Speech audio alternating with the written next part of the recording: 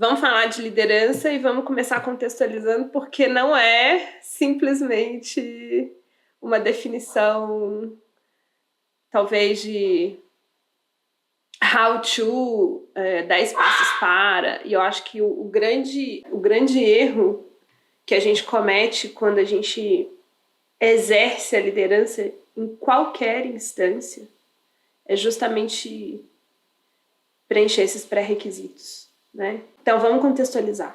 Não existe texto sem contexto, e aí vou repetir um pouquinho do que a gente conversou lá no podcast com a Alex, no episódio 26, da Construtora de Mundos, para quem quiser ouvir. A gente é reflexo, é produto do nosso contexto histórico, né?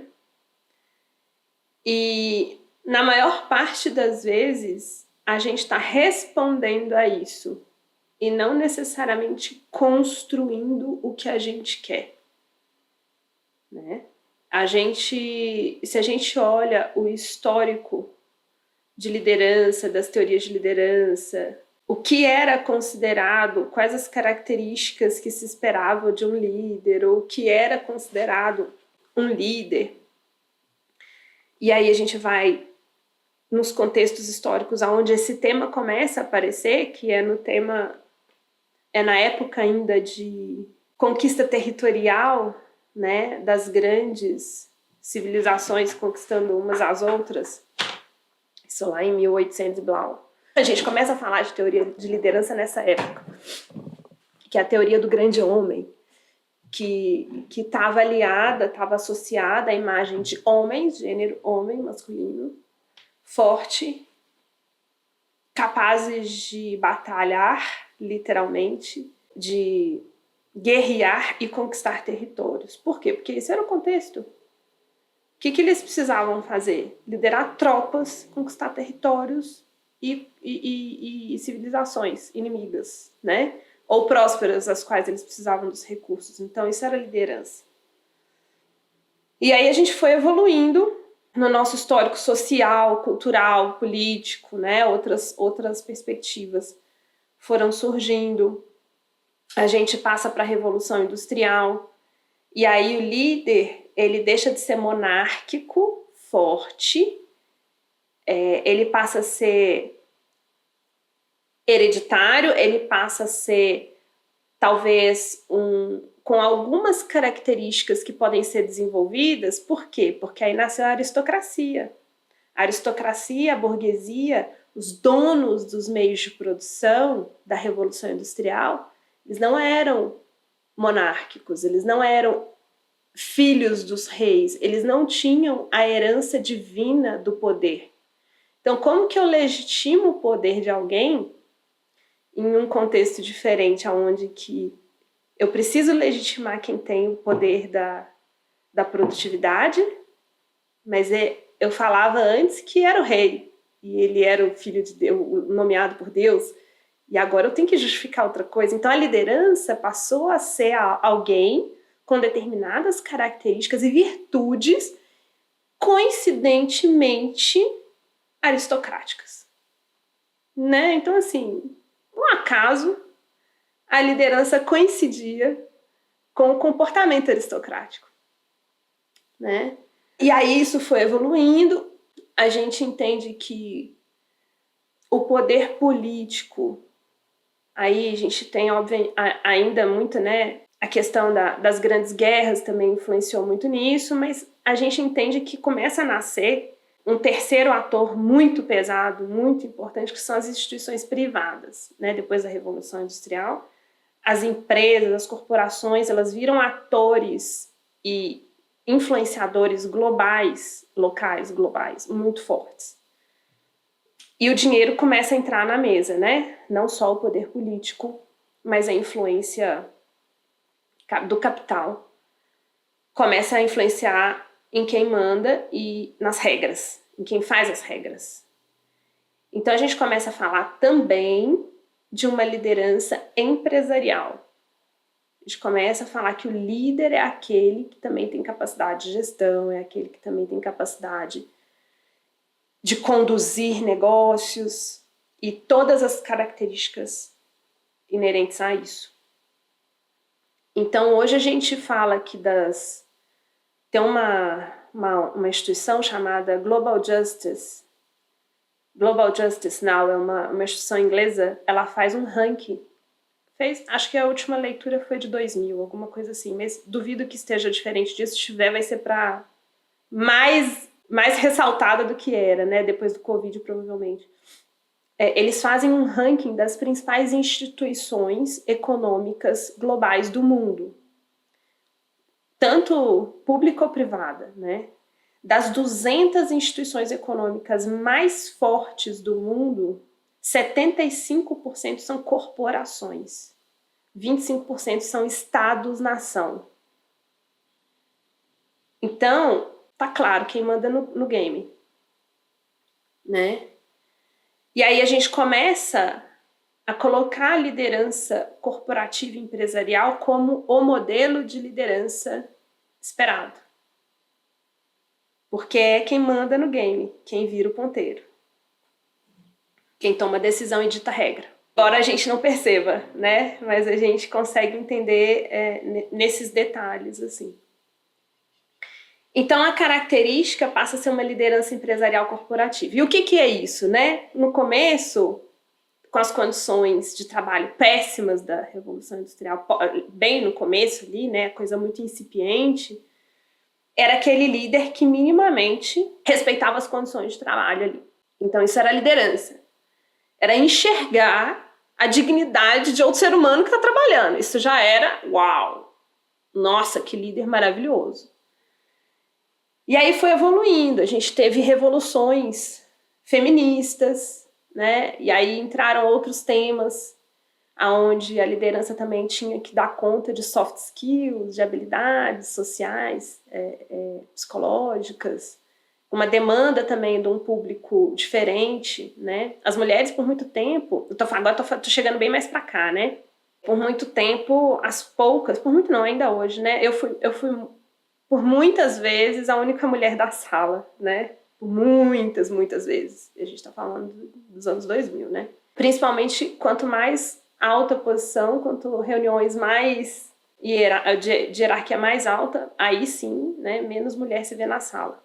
E aí o contexto social também foi mudando e as empresas foram, os líderes empresariais foram precisando se adaptar a esse novo contexto social e político e econômico. Então, não bastava mais a pessoa ir lá trabalhar e ganhar o salário dela, ela precisava ter sentido no que ela estava fazendo. Então, o cara tinha que ser um visionário, ele tinha que ser inspiracional, ele tinha que não só falar o que fazer, mas por que fazer. A pessoa tinha que ter um propósito para ir trabalhar, né? Então, isso era um outro tipo de uma outra liderança necessária ou desejada, né? E aí, mais para frente, com liberdade individual, autenticidade, a gente está falando hoje de inclusão e diversidade. Então, o líder passa a ser também aquele que traz o melhor do indivíduo, né? A gente não só fala o que tem que ser feito, mas a gente quer que a pessoa se sinta realizada e íntegra dentro do seu ambiente de trabalho. Então, as características vão mudando, né? De um líder que antes sabia o que tinha que ser feito, ele tinha uma posição unilateral, ele tinha uma característica quase que nata, quase não, né? As teorias dizem isso, que ele se nascia líder. Agora, depois de um tempo, depois da monarquia ter virado, né? Passado o bastão para a aristocracia e a gente ter num ambiente onde o mundo empresarial dita as regras, a gente pode desenvolver líderes, porque a gente tem muitos líderes empresariais. Se não pudesse desenvolver, como é que a gente ia lidar com isso, né? É tudo muito coincidência. Por isso que a gente tem que se ligar que o contexto molda as nossas teorias, as nossas ciências, né? Assim, uma pergunta hipotética de uma pesquisa científica, ela tem um viés contextual, ela tem um viés de época, ela tem um viés de cultura, né? A gente vai, obviamente, enquanto ser humano, a gente quer descobrir por que a gente está aqui, como aconteceu a vida inteligente na Terra. Tem várias perguntas grandes, filosóficas, que a gente tenta responder há muitos anos, mas, em grande medida, as perguntas, por exemplo, dos povos originários são diferentes das nossas, porque são culturalmente diferentes, né? Então, a gente tem que entender que como a gente é produto de um contexto. Bom, dito isso, a gente hoje está lidando com uma realidade muito, muito complexa, muito diferente de tudo que talvez a história da humanidade, da nossa vida humana na Terra, tenha vivido, né? Assim, a gente tem hoje 6 gerações convivendo ao mesmo tempo. Imagina a sua bisavó, né, convivendo com seu filho, e que realidade de mundo, né, diferente de um contexto de guerra, de um contexto de pobreza, não de miséria, mas um contexto de escassez de recurso ou de lidar com consumo de uma forma muito diferente. Há uma realidade onde um bebê de menos de 2 anos já consegue manusear um iPad e ficar lá na frente vendo Peppa Pig horas, sabe? Para o pai poder trabalhar e comer e fazer o que for.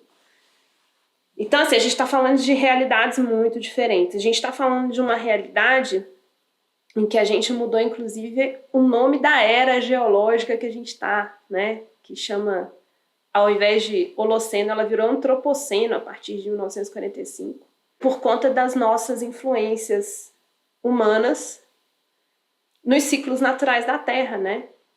A gente está vivendo comprovadamente e já classificadamente a 6ª maior extinção em massa que já aconteceu no planeta de biodiversidade, por conta, em decorrência, em grande medida, das nossas ações no mundo. A forma que a gente vive, ela não contempla a existência de outros seres, né? Quando a gente fala de coletivo e quando a gente fala de liderança, a gente está falando de liderar coletivos humanos, ponto. Mas a gente está lidando com a possibilidade dessa nossa liderança de coletivos humanos ser prejudicial a nós mesmos. Porque a partir do momento que a gente não contempla os outros tipos de vida, a gente está colocando a nossa sobrevivência em risco. Eu falo que é um suicídio programado. E consciente, muitas vezes, porque a gente sabe que está atuando de uma forma não muito inteligente, mas ao mesmo tempo a gente não sabe o como. Porque existe uma distância muito grande entre, primeiro física mesmo, entre o que a gente, onde a gente está, a maior parte das pessoas morando em grandes cidades, e as consequências da nossa sobrevivência no campo, né? A fonte da nossa vida, do nosso alimento, da nossa água saudável, limpa, potável, nem potável, né? Porque potável é uma medida, enfim, que não mede de fato o envenenamento que a gente está sofrendo, mas é isso, né? Potável, da nossa alimentação. A gente não tem ideia da conexão real que acontece de uma coisa para outra. Então, muitas vezes a gente realmente acredita que a gente está fazendo a coisa certa, por conta de não ter essa alfabetização ecológica e esse entendimento de como as nossas decisões e as nossas ações afetam, de fato, a nossa vida, a nossa sobrevivência como espécie. E aí não sou eu que estou falando, gente. A gente pode pegar um dos maiores físicos, e que é um brasileiro com muito orgulho, que é o Marcelo Gleiser, que fez o último livro dele, incrível, que eu leio, releio, que eu sou apaixonada, e tantos outros autores agroecológicos também, né? A gente fala do Bill Mollison e o pai, né, e David Holmgren, o pai da permacultura. A gente pode falar que eles têm uma visão muito clara dessa conectividade, dessa interdependência que a gente tem com o meio. E fica muito claro quando a gente lê, a gente entende, né? Mas é difícil a gente mudar isso. E eu dei uma volta, mas eu não dei volta não, vou chegar lá.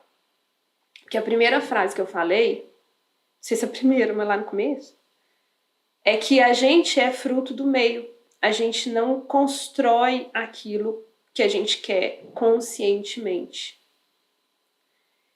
Então, quando a gente fala de liderança, o que é um líder?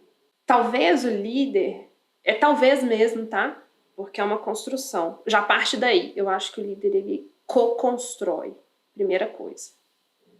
Não tem mais aquele líder que é unilateral, eu falo, eu sei, você obedece, aí lascou, né? Então, a primeira coisa, a gente parte desse lugar de é uma co-construção. Por isso, construtora de mundos, por isso co-futures, né? Co-construindo futuros. Então, o líder, talvez, tenha esse papel nesse momento de mundo, nesse contexto, de ter consciência do contexto, mas não ser refém dele. Então, hoje, um líder, para mim, na minha perspectiva da liderança que a gente precisa, que o mundo precisa, é uma pessoa capaz de navegar com a realidade e com a aspiração de mundo que a gente quer e que a gente merece, que a gente precisa. Então, uma pessoa que vai sabendo dos nossos contextos, da nossa limitação, das nossas dificuldades de transição, mas olhar para a realidade e entender se a gente continuar sendo reflexo disso, os resultados vão ser os mesmos. E ele é uma pessoa que corajosamente e humildemente vai conseguir co-construir no escuro, sem saber o resultado, sem controle do que vai acontecer, começar a construir novas realidades. Porque a gente não tem garantia daquilo que a gente não conhece, daquilo que a gente... Porque, historicamente, se a gente continuar fazendo o que a gente sempre fez, e a gente... Todos os passo a passos de liderança hoje estão pautados em modelos históricos. A gente não está falando para a gente descartar a nossa história e tudo que a gente aprendeu com ela. Não é isso. Mas a gente vai usar uma metodologia antiga que nos trouxe até aqui para construir algo novo. Não faz sentido. Né? E o aqui que eu falo é um aqui muito amplo. E eu gosto muito, muito, muito, muito da forma que o Otto Scharmer fala de liderança e como ele enxerga essa perspectiva do aqui. Né? E eu queria compartilhar um pouquinho disso, porque é a forma que eu também... acho que é um dos conceitos e uma das formas que eu mais acredito, mais identifico, que é um verdadeiro líder. E o que ele fala? O que o Otto fala na teoria dele? Né? O que é esse aqui? Chegamos até aqui. O que é esse aqui para ele? Ele coloca...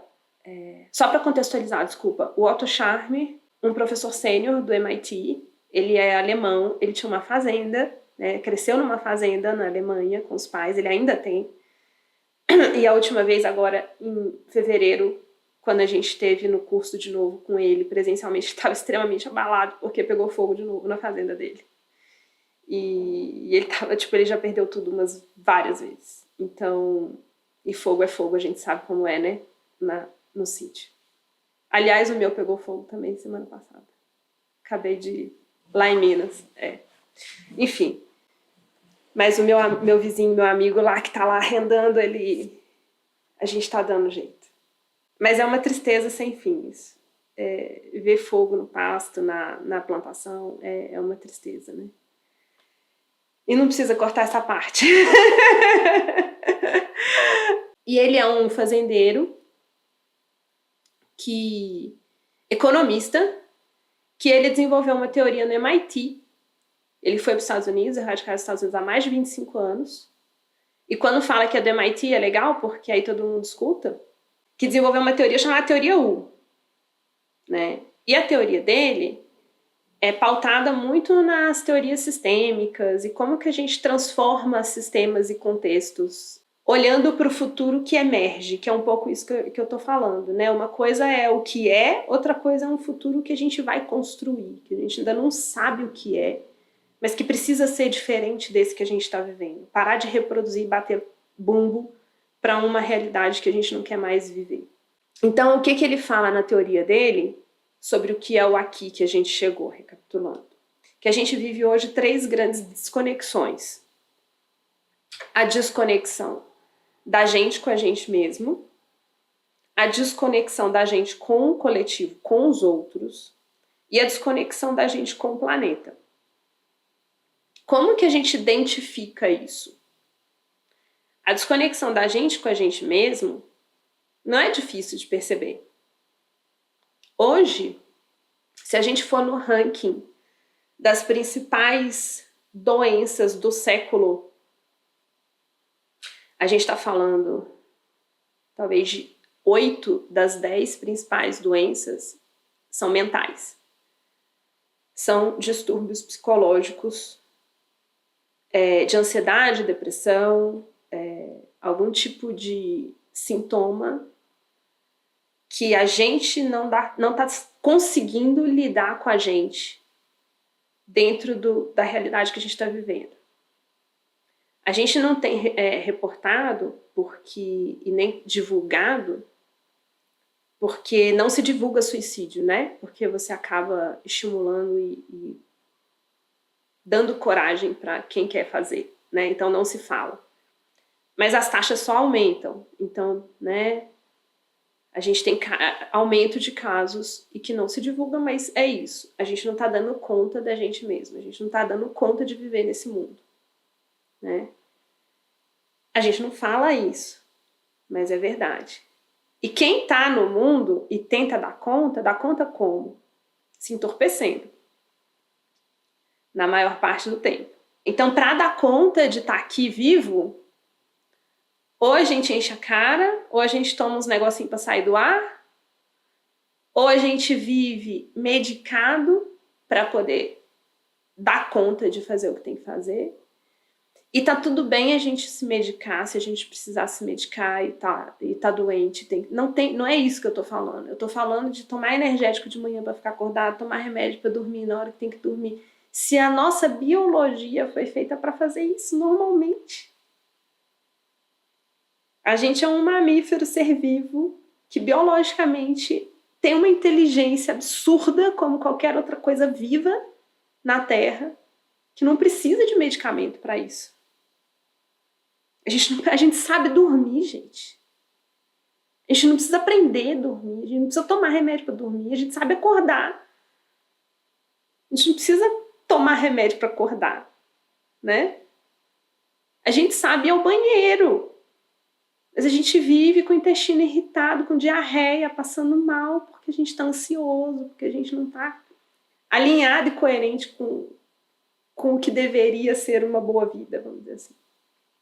Então essa é a primeira grande desconexão da gente com a gente mesmo, e são vários sintomas que a gente pode citar aqui, né? E dentre eles psicológicos em decorrência do sedentarismo, infarto, diabetes, Alzheimer, que Alzheimer já foi identificado como 4º grau de diabetes. Então, assim, a alimentação tem uma influência enorme na nossa capacidade cognitiva. Falta de exercício, todo mundo sabe disso. Nosso corpo foi feito para mexer, a gente é bicho, né? A gente não foi feito para ficar sentado atrás de um computador. Quando a gente nega essa nossa origem biológica, nós não somos só bicho, mas somos também bicho. E quando a gente nega esse aspecto biológico, a gente tem problemas seríssimos de saúde, né? Porque a gente acha que o fato da gente ter cognição e linguagem, a gente não é bicho. Mas isso traz danos muito sérios para a nossa saúde. Bom, primeira desconexão. Segunda desconexão que o Otto fala, que é da gente com os outros. Se a gente pensar que hoje 8 pessoas no mundo têm a mesma riqueza equivalente a 50% da população global.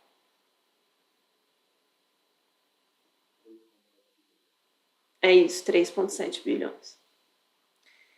8 pessoas no mundo concentram a mesma quantidade de riqueza de que 3,7 bilhões de pessoas no mundo.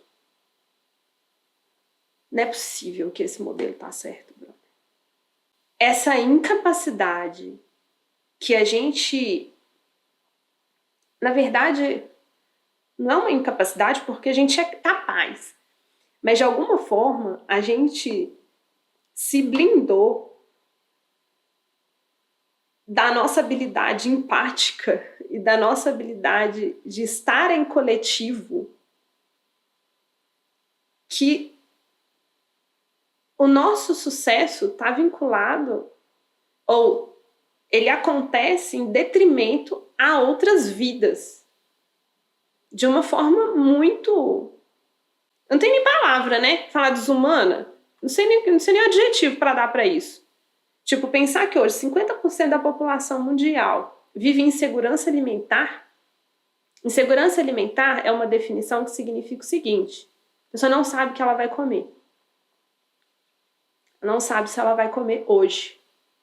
Não é que ela não tem condição de comer carne. Ai, porque a gente tem que ser vegano, né? A gente não pode comer. Gente, as pessoas não têm o que comer. Não é carne, é qualquer coisa. Quem come carne é luxo. Quem come carne hoje é 10% da população mundial. Não é esse o problema do mundo? Tem gente que não tem o que comer, não tem água para beber. E não é gente, são 3,7 bilhões de pessoas. Então, isso é uma grande desconexão do que a gente, como a gente está se organizando coletivamente para sobreviver. Ou eu tenho mais direito à sobrevivência que outra pessoa, né? Qual é esse princípio? E a terceira grande desconexão que o Otto fala é a gente com o meio ambiente. E a gente não consegue conectar, é aquilo que eu estava falando lá no começo, é muito difícil conectar porque a gente está numa cidade, a gente não enxerga o que está acontecendo, é difícil enxergar o que está acontecendo. A gente não enxerga os ciclos, tudo que vem está na prateleira, então está tudo ali, está sempre ali, está disponível. Eu não enxergo o ciclo que aquilo teve que passar para chegar na prateleira, né? Então, eu estava conversando, antes da gente entrar em reunião, eu estava trocando mensagem com o Alex falando sobre isso, que as duas grandes premissas da indústria são os grandes motivos que a gente hoje está na situação que a gente está de destruição do planeta, dessa terceira desconexão, que é a escala e é a disponibilidade infinita para uma demanda infinita, né? E aí eu vou tentar rapidão só conectar os pontos, porque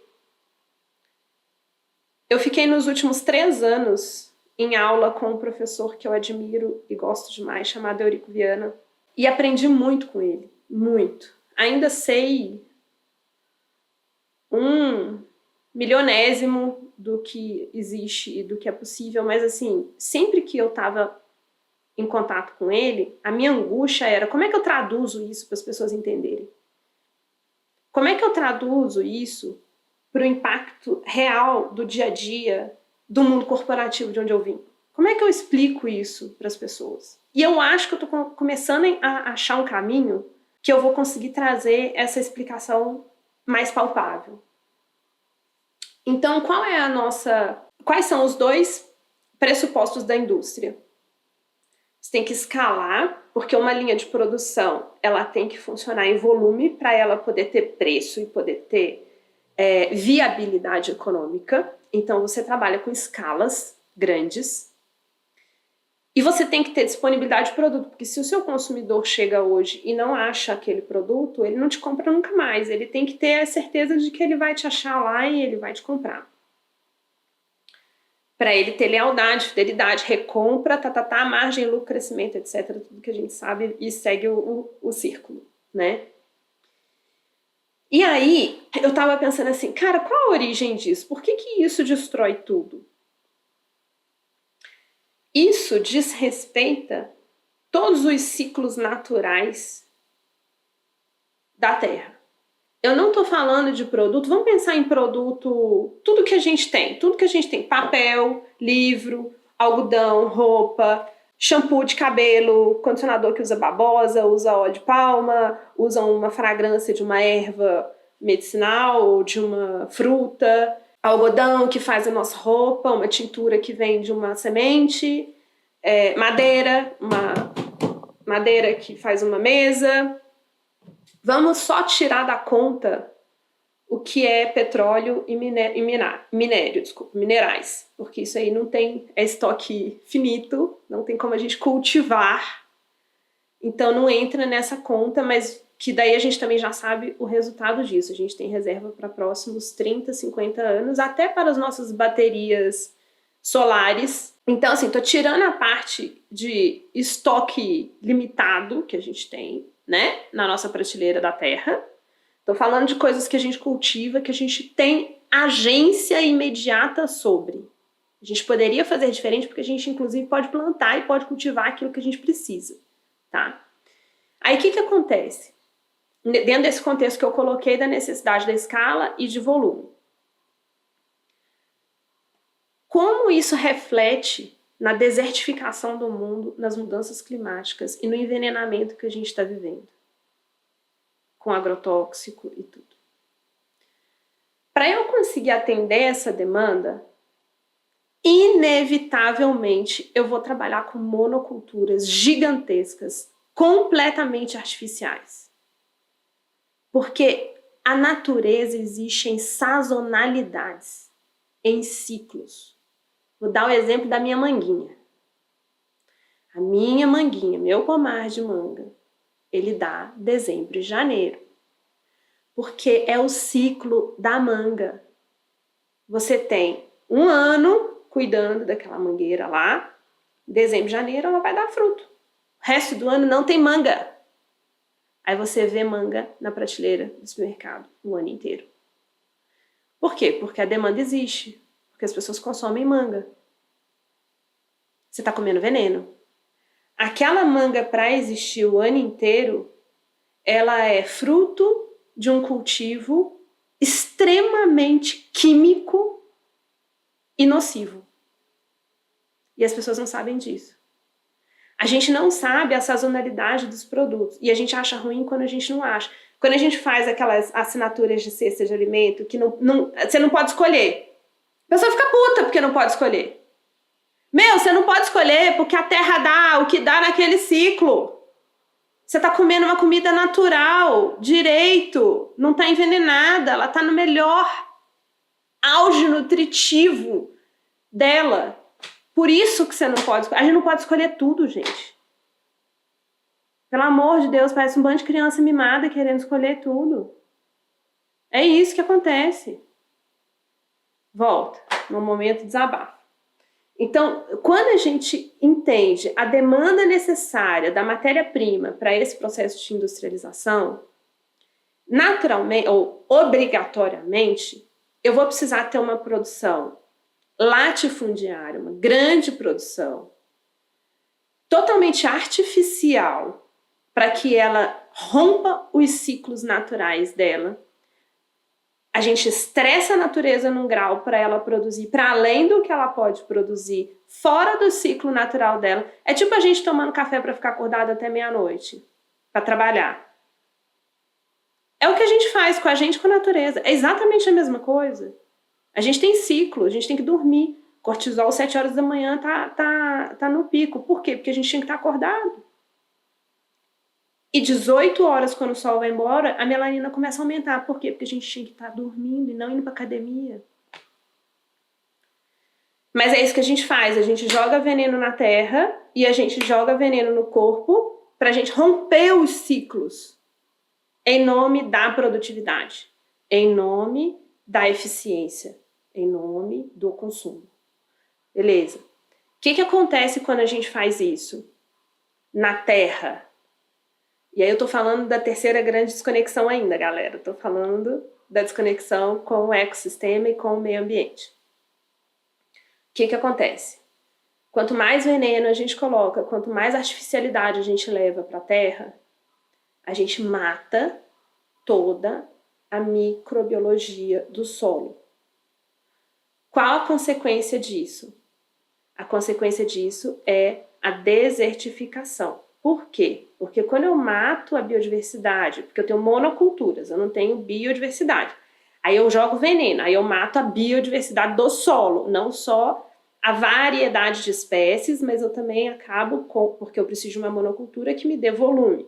Então eu paro de plantar todo o resto e planto só uma coisa, muita coisa daquela coisa, para conseguir ter volume suficiente para produzir numa indústria. Beleza.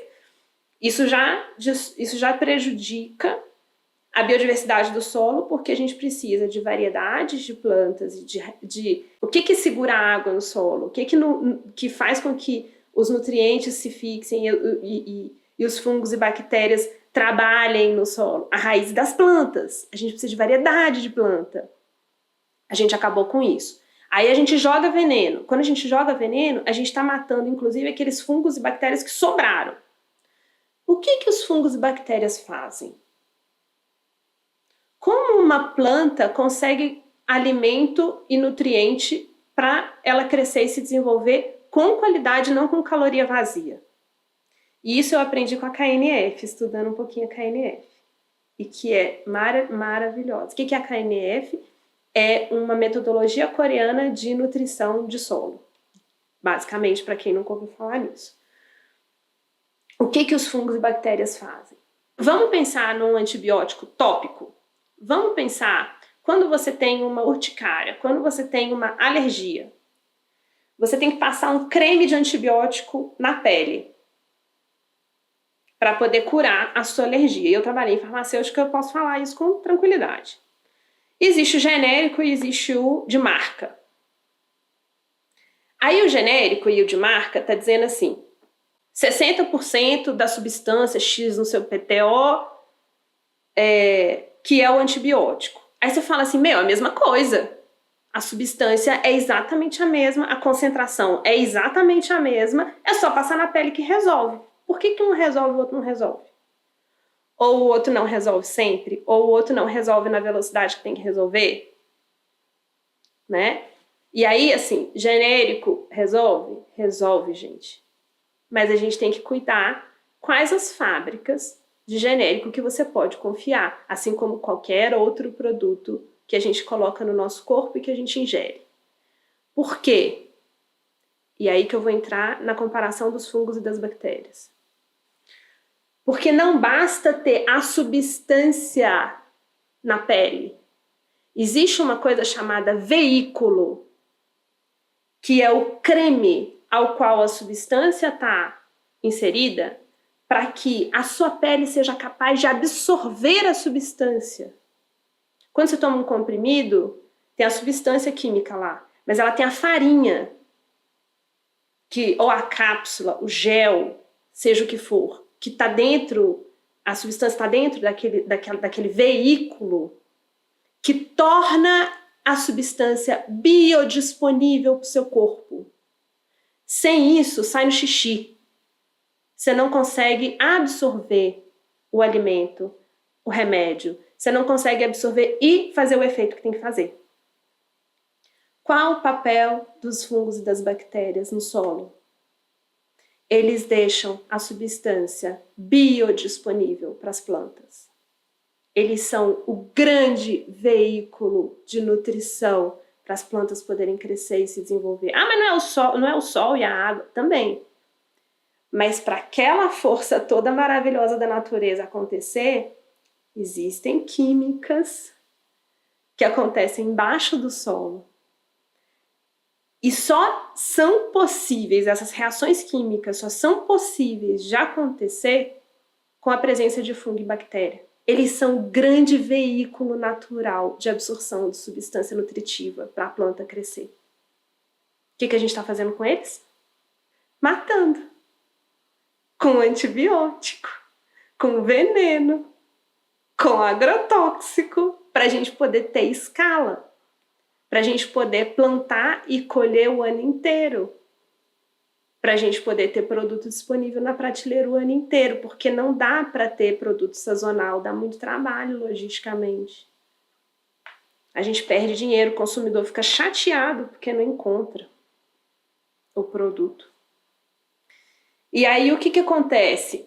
A gente não percebe essa relação. Eu não percebi essa relação até começar a estudar permacultura, até começar a estudar coeurico, até começar a entender KNF, qual o papel dessa microbiologia do solo.